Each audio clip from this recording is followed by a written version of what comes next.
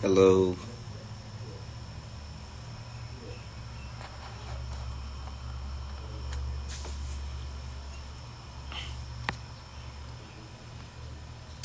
Hi, hi. Happy Tuesday. Tuvugana Tuesday. Happy Tuesday.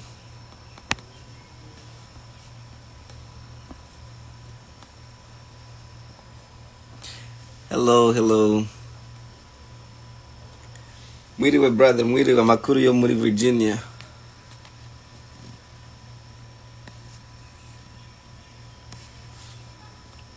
Hi Nella.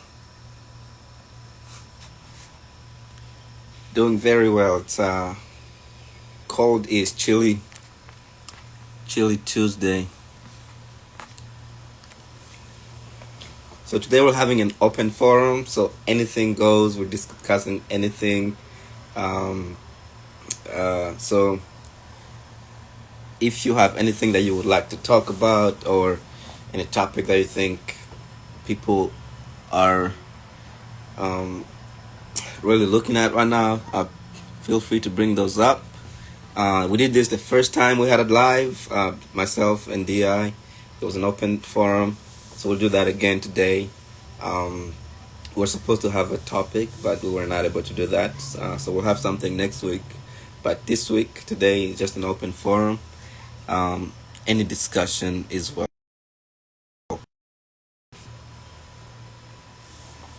So is everyone from Virginia, North Carolina? Where's everybody at? I think Texas, maybe. So thank you for joining. Thank you for joining us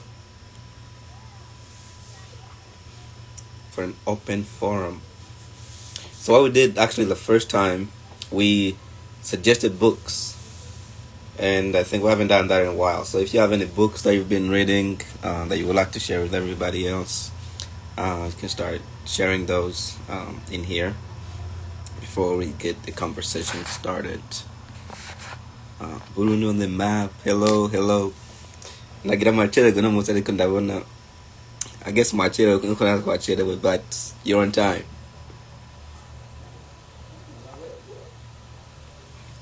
Arikana.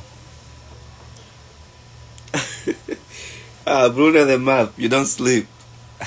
We appreciate your dedication and your everything that you do. It's really remarkable, and the fact that you're still awake. What time is it? Like 2 a.m. over there? Yes, Americana is a really good book. Satuman, if you want to give like a short brief about that book, it's a really good book. So for everybody who's coming in, hello. So we are just having an open forum, open discussion. We did this the very first live we did with myself and DI.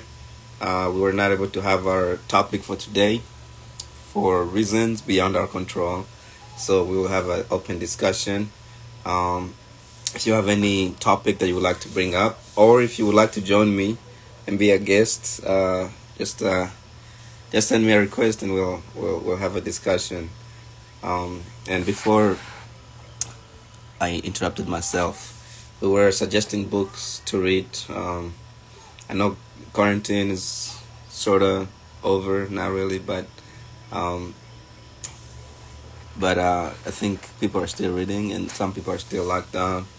So she would like to suggest a book, or even about the Black experience. I think that's one thing that I've been seeing a lot. People sharing those kind of books and how systemic racism has has been sort of progressing over time.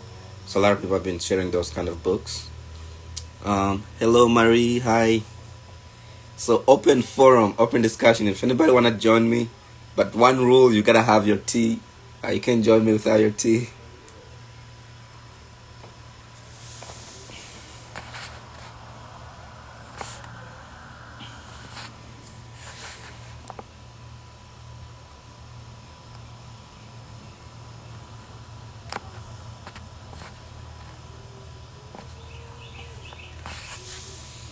Oli, hello, welcome.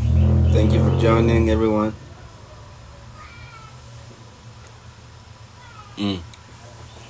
Race, Class, and Gender by Angela Davis. I haven't read that one, but I have read the New Jim Crow Laws, which is the New Jim Crow. I think that's the title of the book, but it's a really, really good book as well. Um, yeah, I keep dropping those books. I'm doing well, sir. I'm doing well. How are you? Did you go vote?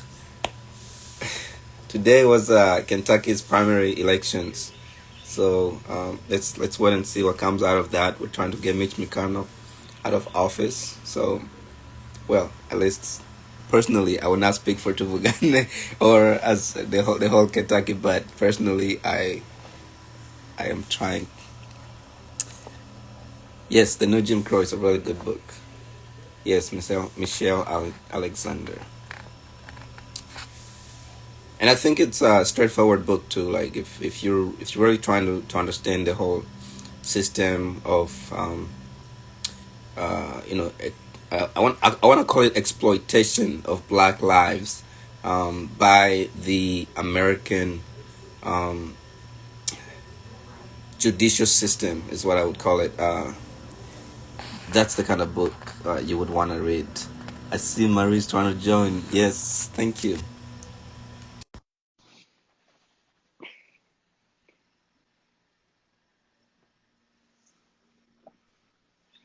Hey y'all. Hi. Yeah, so I read that book. I read it Yes. back in 2016 because I was Mm-hmm. taking a diversity class in Mm-hmm. college. And then I was gonna, like see how you liked it because I loved it. I read it with Angela Davis, and then there was like three more books I read. We were trying to connect the books together. And one thing, like, she was going off on how like the new Jim Crow with Mars Incarnation, it Yeah. just like the Incarceration. old Mm-hmm. way to try to control Black people and making sure like they stay under their feet. And then I wrote a paper on it, and I was talking Mm-hmm. about how like first the pay, right? Like if you go to jail, like jail is supposed to be a reformation, of course. Like prison is supposed to be a reformation, but it's not a Mm-hmm. reformation. Private companies have invested in people who are in inmates to do their Right. job for free, right? Because they don't even get cents out of it. And then it was very interesting because I happened to be the only Black person in that class, and it was just like That's interesting always way. interesting. You have to defend the entire black Yes. population. Mm-hmm. You have to defend the whole Black population. You have to defend the whole African nations, and then it would just like different, like in a way, like even me, I'm Black in America, right? I'm a Burundian Hmm. first, but it changed the way I look things because when we came, we don't have 400 years of pain, right? Hmm. Like us as Burundian who came here, we have kind of like a clean slate per se of where Yeah. like we can start without being $1,000 in debt, right? And then I Hmm. looked at it when I was doing the paper. I argue on the fact that like even Black people with the new Jim Crow, it's gonna be hard for them to get out because they are segregated. There is Hmm. that whole red lining, and most of where most the majority of Black people live, it's in the ghetto, right? There's no Hmm. businesses, there is no better education, the funding there is not as much as it should be, right? So Hmm. for them to get out of that mindset of I'm in prison, even in the country of what I'm supposed to be from, it's gonna be hard, Hmm. right? And then Yeah, I get that. yeah, And I yeah. think I think it's interesting how you say like as Brunians when we come here sort of have a clean slate, like starting over.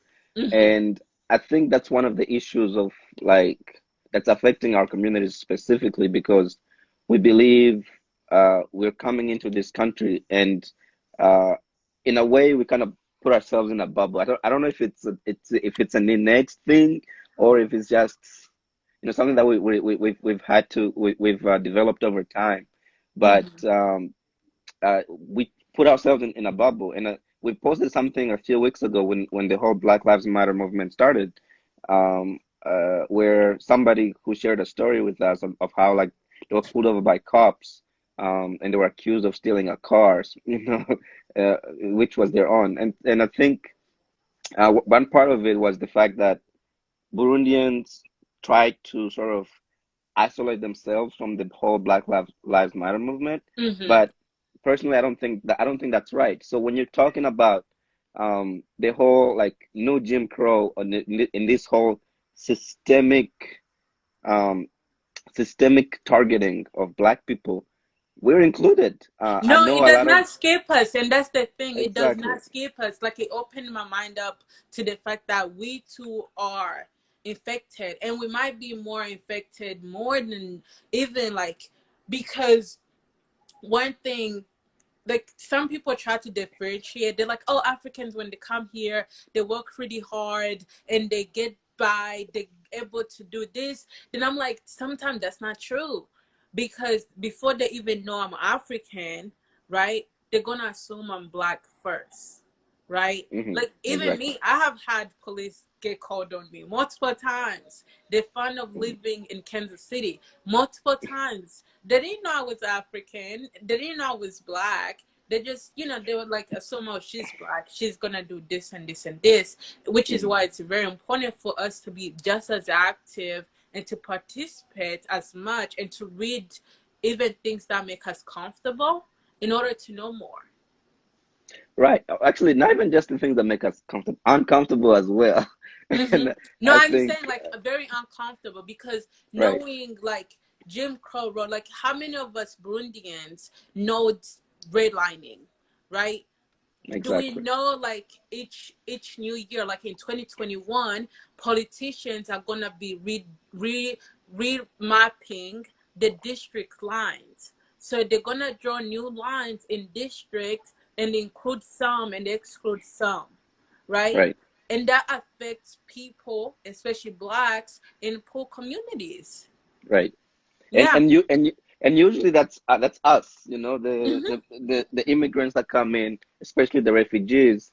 Um, I've had the sort of opportunity to talk with the former, I think I don't know his title exactly, but he was commissioner for like bringing refugees resettlement under the Obama administration, and I specifically brought that point up, the fact that usually when refugees are brought into this country, they're put in some of the poorest neighborhoods, um, and as you're talking about with redlining, like most of those people, the people in the poor neighborhoods are the ones that end up being affected the most. But there's Yes. one like going back to Michelle Alexander's book, there's specific things that she pointed out that I think are really really important for I think as immigrants for us to understand. Um, One of them is mandatory sentencing. Yes. As you were talking about, like prisons are supposed to be rehabilitative, places where people get the opportunity to rehabilitate. But when you have a prosecutor whose only option is to sentence somebody for something they did, it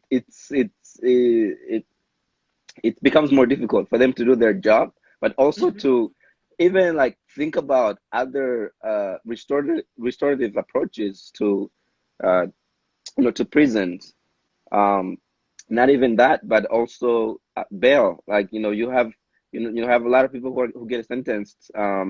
I've had to translate for some families whose child was arrested and their bond was $10,000. So like you start imagining like where's a new refugee family going to Hmm. find $10,000 to bail their their loved Right. one out. Even the fact that we don't understand the way bonds work, like there's a lot of Right. information, especially with the judicial system, we don't get. Like, and then sometimes we think, oh, it's because we don't have a law degree or anything. But like a lot of people don't know that if you get put on bond, you only need to pay 10% of it. And then that's Hmm. kind of get confusing. But again, you said about how immigrants get affected. When we came here, we were put in the literally low income places, right? The ghetto. Section 8. Most of us, a lot of Burundians, love being in Section 8 because that's what we can afford.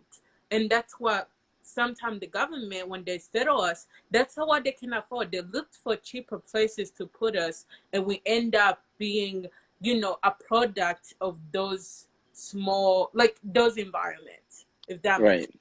sense. Hmm. So, but Yeah. No.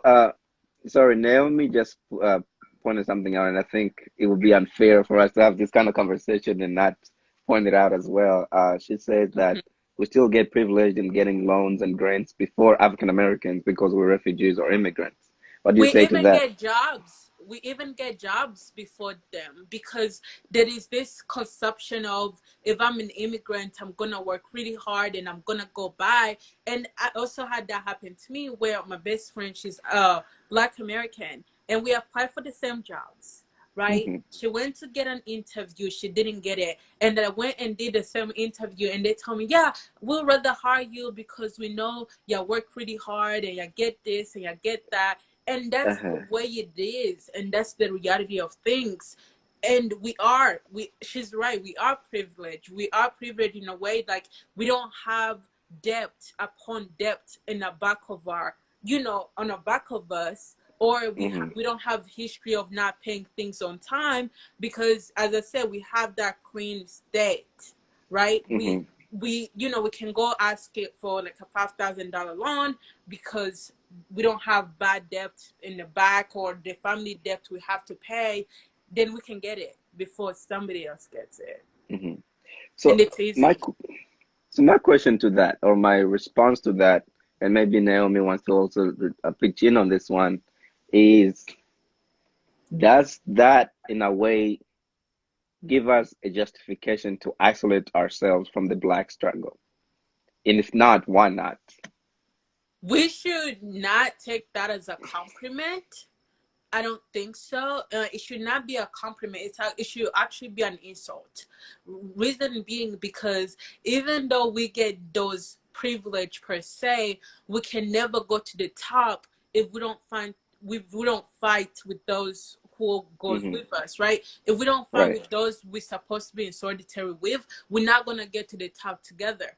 Because one thing I was looking at, you still a diverse person, right? When Hmm. I apply to a company, especially in businesses, there is so many businesses that have less people in power, like in position to be Hmm. up there, and then Black people are not there. African people, they're not there also. Even though we get quote unquote privilege, it's kind of an insult to make us look better, but we actually not in a better position than them, for sure. Right. So I guess so then you would support, because I know this was a big issue probably 2 years ago, 3 years ago, in at Harvard specifically, where African Americans were complaining to the administration that they're taking in a lot of Africans and they're sort of leaving them behind. Um, yeah, definitely some facts you're spitting over there. Um, and I think it's something we have to keep in mind. Mm-hmm. Personally, from observations and also in discussions with my African American friends, I think there's a gap, a divide between like African immigrants Mm-hmm. and African Americans. Not only because the fact that Africans know where they're from, specifically which country, and African Americans don't. Because a lot of people always bring up the issue that like if something is to happen to Black people, Africans will most likely go back to their home country and know where they're going. Whereas like African Americans, like this is their home. Um, but I think within that, there's the gap that actually exists is the fact that we don't talk about the commonalities that we have. Right. We're quick to point out those differences, and the fact that we don't talk about the commonalities, I think that's why immigrants like Burundians specifically, we're quick to isolate ourselves from what's happening to African Americans. Um, And so I don't know personally. I don't know how else we can do that because if you look at African Americans in this country, they're also uh, affected by different issues that's happening in their communities, and then immigrants as well. We have our own issues. Mm-hmm. I like to think of immigrants as like uh, people with double loyalties. I think usually, even though we leave the countries where we're from, like we still have family there. We still have friends that we would like to check on regularly, Mm-hmm. and from time to time go back and visit. And in a way, that I would argue also sort of blinds us from what is affecting African Americans, and that also coupled with a lot of like the stereotypes we hear about African Americans, or anything else that we experience over time. It's it it And it we it do sort of have it gives us a reason to natural, isolate ourselves. right? Yeah, go Like, ahead. but we do have commonality though, right? Because if we go back, we have colonization, right?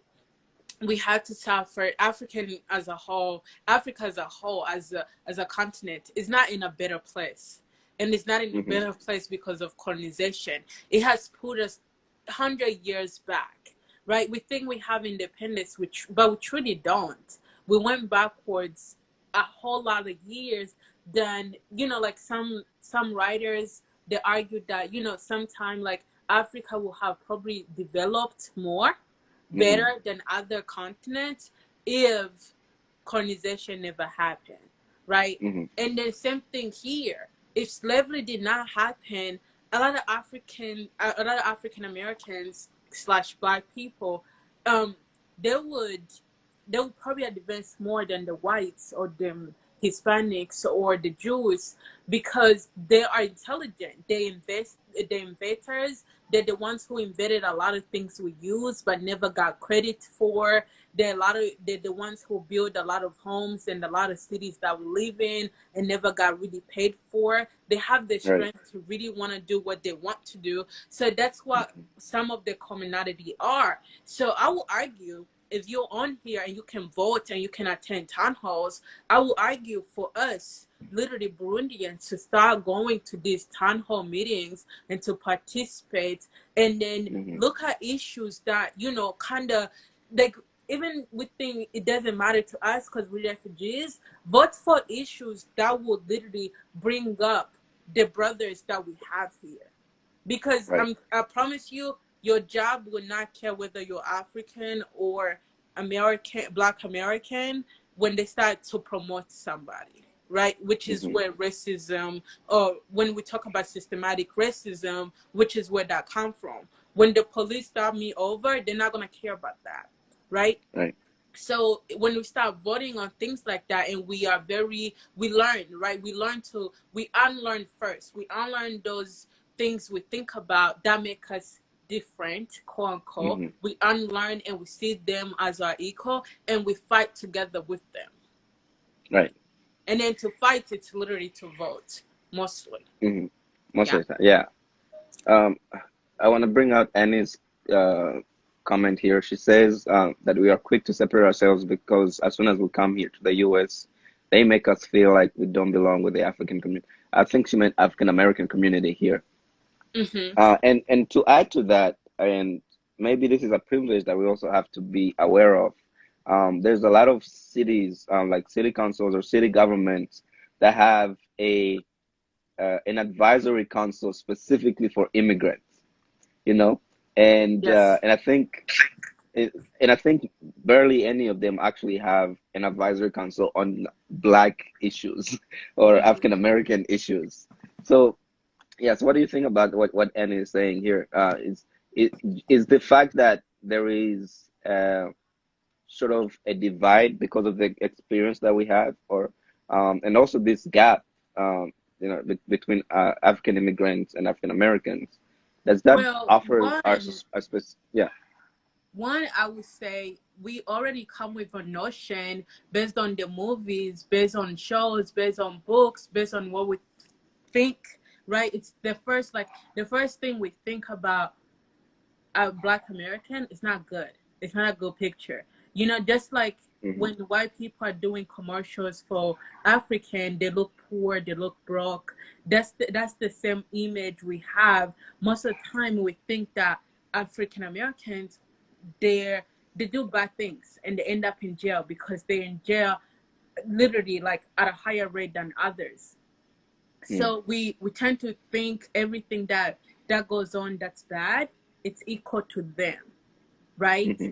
And then when we come into United States, some of us are put to live with them, right? And then we live in low funding communities where Mm-hmm. the crime is higher, right? Mm-hmm. And then we think, okay, in our mind, in our subconscious, we're like, oh, since that's how we think, we think them doing bad things, and then they, So they're not helping it themselves. validates the stereotypes. Yes, like we have stereotypes already, and they too have stereotypes of us, right? They have noticed, right? It's noticeable. Even like as Harvard students were saying, they're hiring more. They're accepting more African immigrants into their schools, right? That's Mm-hmm. some stuff that's noticeable, and they take notes of. And then if a company is hiring and they're picking us over them, they're already having us against them already, so they're not gonna feel good that we're coming here. I think that would Right. be one way to look at it. Mm-hmm. Yeah, but it's honestly like a lot of, I would say it all depends on who you meet. When you meet them, and then this whole thing of them like doing this and doing that, and then like African parents are like, I don't want you to hang out with so and so because she's, Mm-hmm. like we have that in our community, and I feel like our generation is the one that needs to change that. To change that.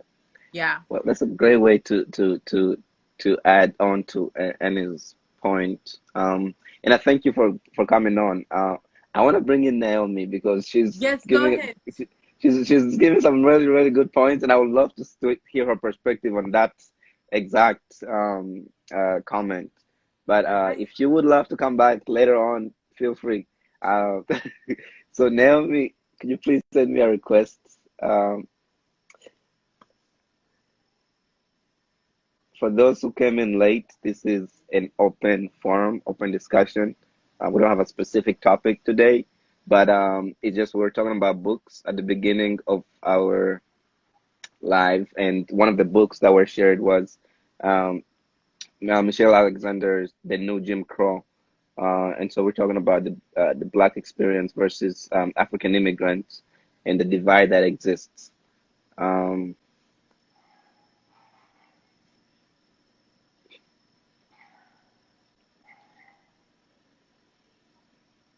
Trying to bring on Naomi. Oh, that's my feet. Hello. Hey, Hi. I'm currently on the road, but we can have a conversation. Okay, as long as you're not driving, we're good. Now, Okay, yeah. So, I wanted that's I wanted to get your point. Sorry. Hello, Mr. Hello, sir.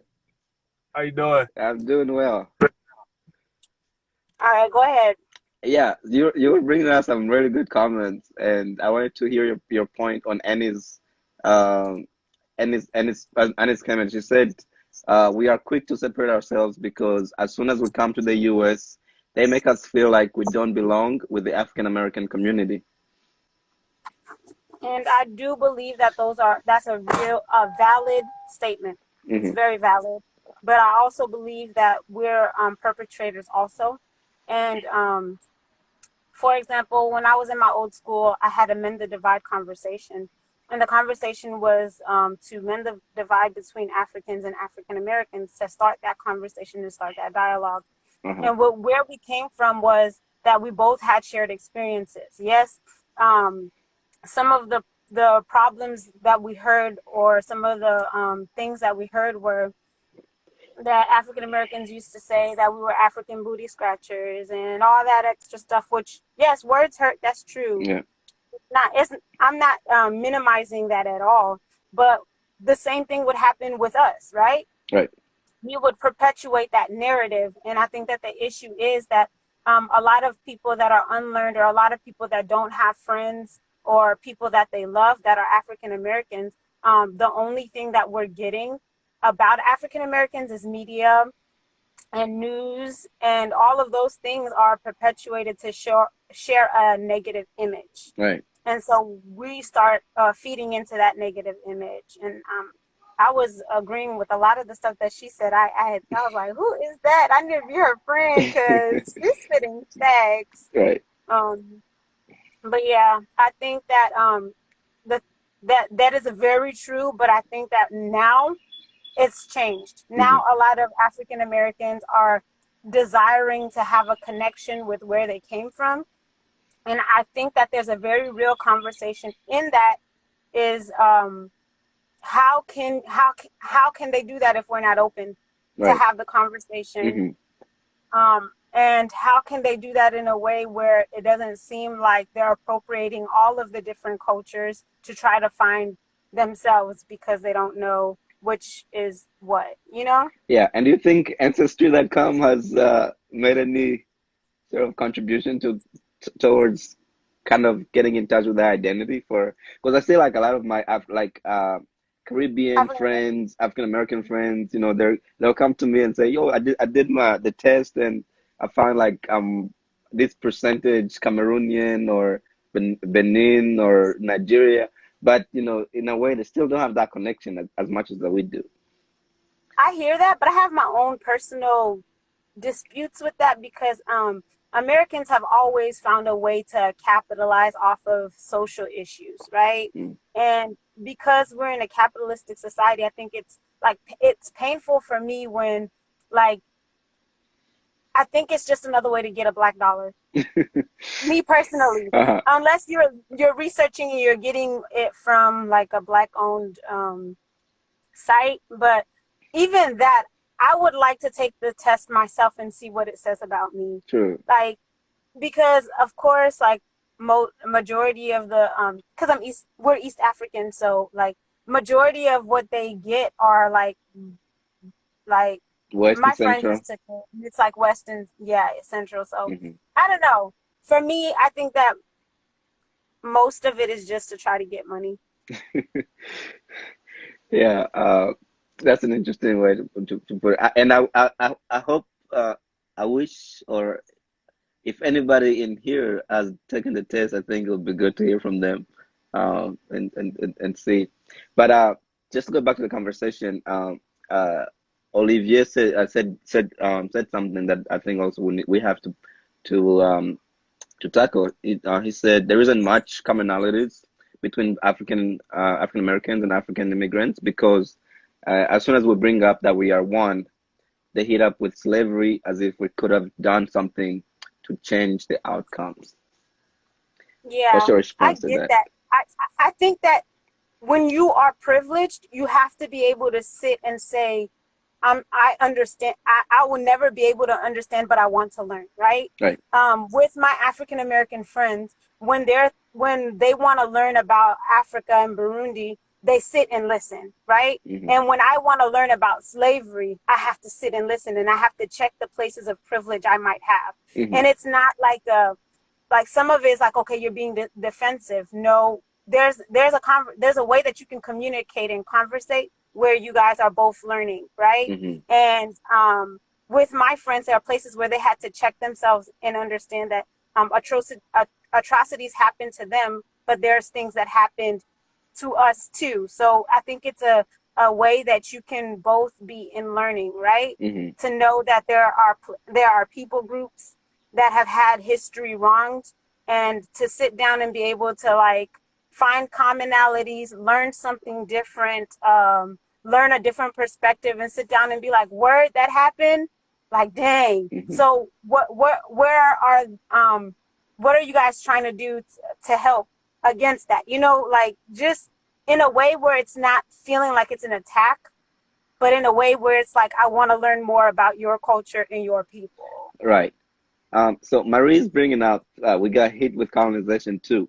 Is it fair to make that comparison in your I point of don't view? think that it should be a comparison. I think that it should be more of a dialogue where it's like, that happened to you. This is what To happened to me. me. Hmm. So we're not saying, look at my boo-boo, it's bigger than yours, but we're saying this is what happened to me and this is what happened To to you. you. I see you. Hmm. I see what you went through. And they can say the same to us, and then we can then support one another and be allies to one another within whatever it is that we're going through, you know? Yeah. But I think as we bring up those conversations, we also have to point out the fact that we have common ancestors. I can say the word, and I think that should be, in my opinion, I think that should be enough to unite us. I think we it is it's not something that we can dispute that uh, African Americans are still feeling the effects and the legacies of slavery. We as Africans, and the reason we are even in this country, we are still feeling the legacy and the effects of colonization. um and yes, I do agree with you that it's something that we have to sort of discuss, and in a way, uh those two, not saying that it's a form of comparison, but I think those two have also have a common root, and that's colonization or imperialism and white nationalism, white power, etc. So I think Yeah. we can have those conversations and unite as a people, regardless of the different struggles that we're facing. And the same way that you can say a Ghanaian American or Burundian American, they have uh, two different experiences when they come to this country. And I think you can say the same thing as African Americans. They're also facing all these different issues that that affects their community as well. Um, and I feel like when we start to point out, they were affected by slavery, we were affected by colonization. It's again that whole, I cannot fail to see it as more as like the whole divide and conquer mentality that you know uh, colonizers put within Africans. Like we want to separate ourselves because we have our own struggle, and those specific people have their own struggle. But because the root is the same, and I think a lot of times it's easier to talk about the surface and forget about the root of the issue. And so I think with that, within the conversation of sharing the struggles, we have to point out that we have a similar root to the issues that we're facing. Yeah, Um, yeah. yeah, Masengo Emma said something that I think is also uh, worth discussing. He's talking about the fact that, like, without the fight that African Americans had within the U.S., we would not be here as African immigrants. Yeah, that's true. And then I think also befriending and being able to talk about this stuff will help so that the cycle is not continued to be perpetuated by ignorance. Like being, because a lot of like my African people that I understand, that why don't they just do something? Why don't they just create their business? Why don't they do this? And it's like, well, they tried that in Tulsa, and what happened? Physical bombs, Hmm. right? And so, and I like honestly, I think that MLK got assassinated because he started transitioning from let's do protests and let's do all these like things to the black dollar. And then when he started talking about the black dollar, that's when he died. So it's like I think that it would be wise for us to be able to look into the history so that we see the similarities and to see how we can accurately come together with the privileges that we have, of course, Right. and the places that we're able to get ourselves into, and how we can, if we understand and know it well, how we can advocate for not just African Americans, but for Hispanics and for Native Americans and all the other minorities that are here that we're suffering from the same root of Hmm. nationalism and stuff like that. So, if I may ask you, how do we overcome these privileges when we're at the table having these discussions? What do you mean by that? Like, you're saying that, we have to come together even with the privileges that we have, but I think with that there has to be sort of a sense of humility uh, in our experience as well when we're having this conversation. So my question is, how do we get to that humble space where we recognize our privileges, but at the same time we also recognize that we don't really have a voice within the others, uh, within the others' experience. So we don't really have the same experience as they do. So how do we put those privileges aside, or should we in any way when we're I having these think that conversations? I think it starts with first befriending, and then having the conversation. And not only that, I think that we need platforms so we can have the conversation in a more broader term, where we can have a mending the divide conversation, where we can tackle those type of issues where there can be a lot of ignorance kind of like eliminated. Excuse me. And within our communities, then we need advocates inside of each other's communities, where African Americans can be like, hey, all immigrants and refugees aren't like this, all Africans aren't like that. And then we support, not all Mexicans are like this, not Hmm. all Native Americans are like this, not all African Americans are like this. And I think that when we're well versed with each other's struggles, then it's easier for us to come together, because then I'm not ignorantly creating a wound or making your wound worse. I'm sitting down and I'm learning yours just like you're learning mine, you Right. know? Hmm. Wow. Yeah, that's that. I think, yeah. To what Annie was saying, I think yes, we do have sort of that divide, and I think the only way for us to bridge it is to open up this kind of discussions. Um, Right. And I think that it doesn't mean that you don't call out ignorance. That's not what right, it means, right. because I have a lot of friends that are like, when the whole like Wakanda Forever came out and the whole African movement, and everybody's like, yeah, I want to be African. But my issue was, you want to be African in the places that you think is cool, right? Hmm. You want the daishikis, but I don't see nobody running after Kukenyera, Mutenge. And so I had to check my friends, where it's like, are you only doing it because of the hype? Because like some years ago, I was an African booty scratcher, and now you care. But if you want to care, you have to care about all of it. You have to care about when I was in not just the city of Africa, but the village of Africa too. You got to know all of that. You got to care about all of that, Right, right. and vice versa. If I want to care about Black culture, I can't just appropriate Black culture and want to do the nay nay and the whip and all that extra stuff, but not care about the stuff that they're going through also, you know? Right. Yeah, and I personally think the movie itself was a missed opportunities for this kind of discussions. I think a it was an opportunity that was presented for to bridging the diaspora, African diaspora and African American struggles. Even the movie itself, it sort of bridges those two experiences in a way.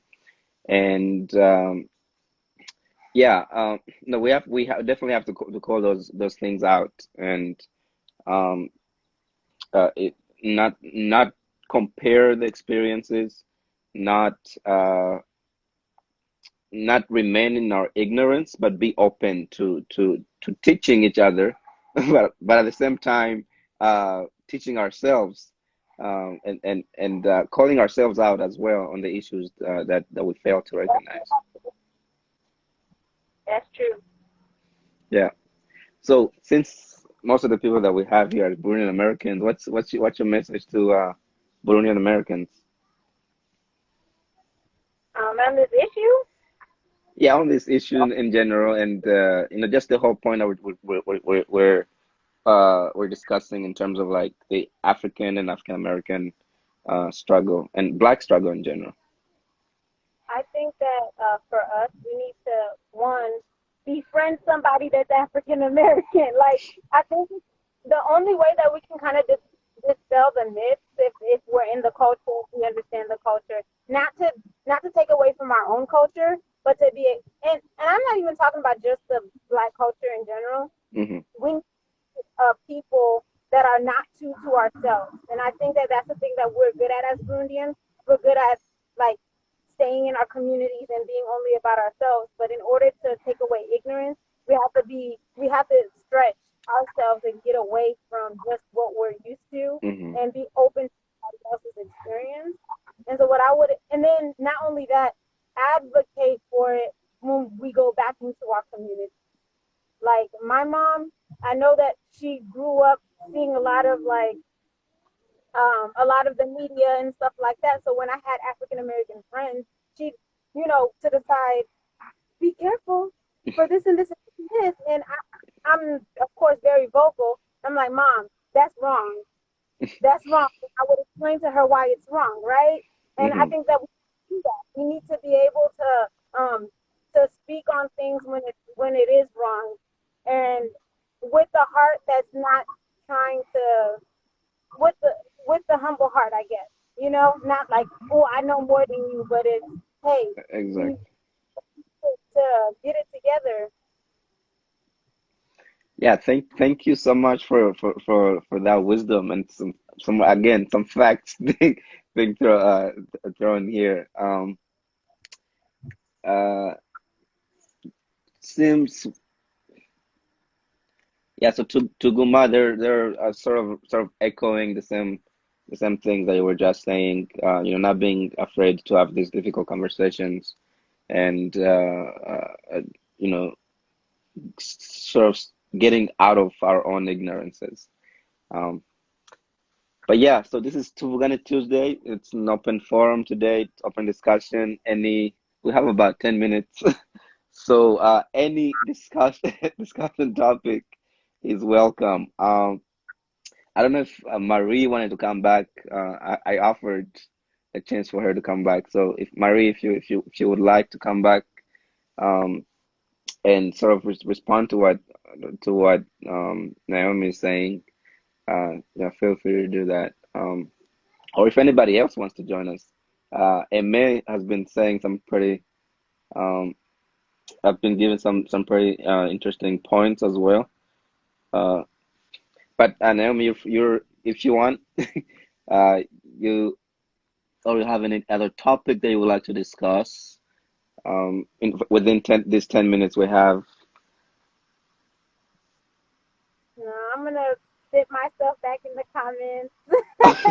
You don't want to talk about your platform again for the Mr. and Miss That Burundi was, America.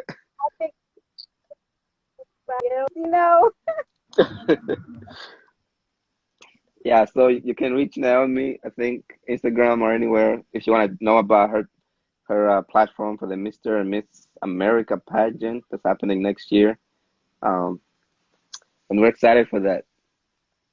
I'm excited too, honestly, very excited. Okay, so Emma is bringing up this other point that we always discuss. I don't know if you want to give your point. Uh, what do we think about going back to Burundi and trying to build the country? I think that that's dope. I think that for y'all that don't know, I have a husband and he's Nigerian. Hey, and I think that one of the things that they got over us is that once people come and get an education, they go back to rebuild. And I do think that I love see, seeing that now there are many people that are thinking about the home country and that are trying to do things. But I think that there's power in numbers, and if Hmm. majority that uh, the if majority of the people not only want to try to do it themselves, but want to fund the people that are already doing it and partner with the people that are already doing it. I think that that would be really dope. Right. But shout outs to those people that are actively doing that right now. Yeah. An interesting question that comes to mind is for you and your husband, since you're from two different countries. if we were to talk about going back home and uh, working towards building or supporting building, which country do you all go to, or do you have a compromise as in, we're going to do this place this place first, and then go to this place next, or how does that work for you all? I think that you can be look, you can simultaneously be pro pro something. Like if I'm very Burundian, that doesn't mean that that negates me from being Nigerian too. You know, pro Nigerian, right? So you can do that simultaneously. I'm rooting for everyone. You know what I'm saying? But I Hmm. think that what you can do is people that are more privileged and learn more about it. It's like these things work. Let me help you. Like if they have ideas or things, you don't have to reinvent the wheel. If there are things that are already working for other people, we can learn and adapt to fit the culture that we're in. You know what I'm saying? Yeah, So I think it's more dope because it gives you a different perspective. yeah. What do you The reason why I thought of that specific question, actually, and to Guma, I'm not trying to start anything. um, it's because I've heard also the argument that if I support the construction of any country in Africa, I'm doing my part, because the African struggle, or building Africa as a continent is uh, sorry, DJ Burundi. Okay. Uh, it's we're sort of heading towards the African unity thing, and so it's more of like, that's um you two doing something in Nigeria enough for you doing your part. No, I don't. I personally wouldn't believe that. I think that it would help because if we do something in Nigeria and let's say like my name goes out there, like we do something that's dope, that's giving more clout or more awareness for Burundi because at the end of the day, I'm still Burundian, right? Uh-huh. And so then people will be like, who is she? You know what I'm saying? And where is she from and what is she doing? So at the end of the day, what I represent is I'm still Burundian at the end of the day. Right. So what I would feel is it's not. I think that just because I'm helping one place doesn't mean that I'm helping the other. I need to be active in helping my own place also. Right. It's like, so I think that maybe that would be helping. Just you know, let's say if somebody becomes something, if I become a filmmaker, right? Even my if I become a successful filmmaker because I'm Burundian, that's going to be helping Burundi, right? Right. Because people are going to be like, man, she's Burundian. What is that? There's going to be more people questioning and wanting to know. And so, yeah, for the simple fact that I'm going to always be Burundi positive, no matter what we do, there's always going to be that. But I do think that we do still need to have our hands or our money on something that's actually on the ground working. I Hmm. don't think that a shout out is going to help, but a shout out can help also. Yeah. And I think a reason why people make that argument that I was just pointing out is because they always assume that doing something back home or in your country is specifically remittances that you send to your parents, or like family members back home, and so to them is like, if I'm doing it here, I'm I'm building the entire continent.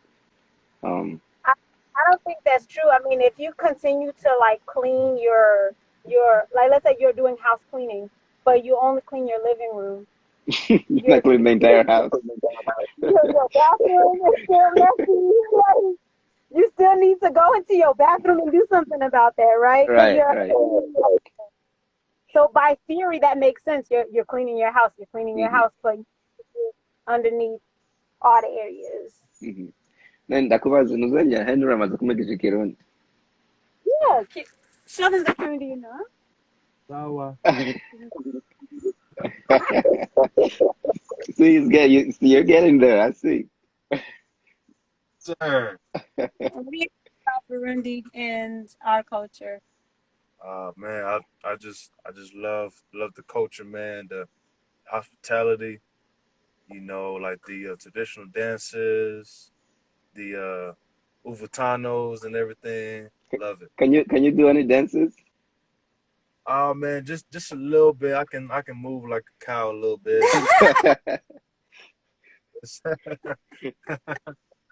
I see. Naomi, you're doing your part. See, that's I do like that contributing now. towards Burundian success. But yeah, I think we have like 5 minutes. So DJ Burundi is over here laughing I'm at. weak. You can bring somebody else on now. Okay. In the next 5 minutes, I guess I'll bring somebody else. Thank you for all the facts and the wisdom that you shared with us. No problem. All right.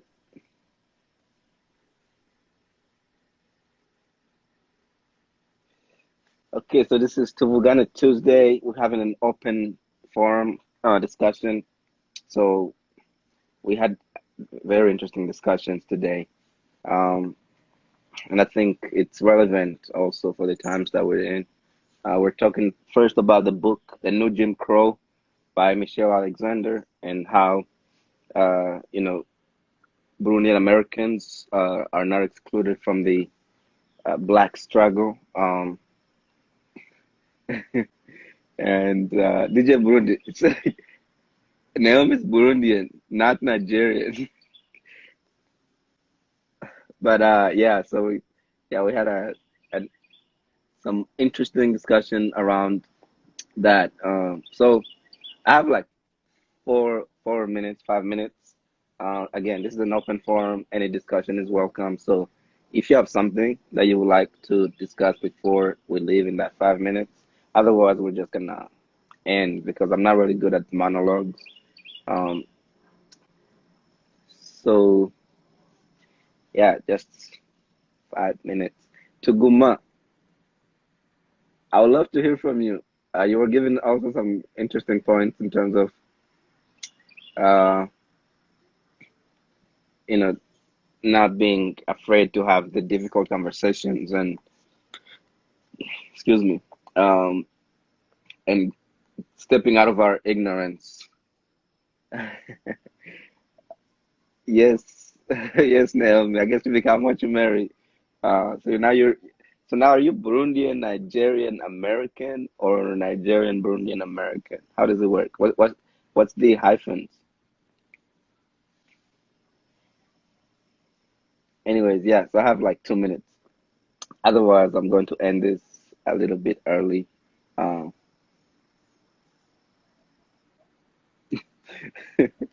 DJ Burundi, so now that's another interesting topic. How do you bridge the cultures? Um, and that's why I was bringing up that question. Like, did they decide to do something in Burundi or Nigeria?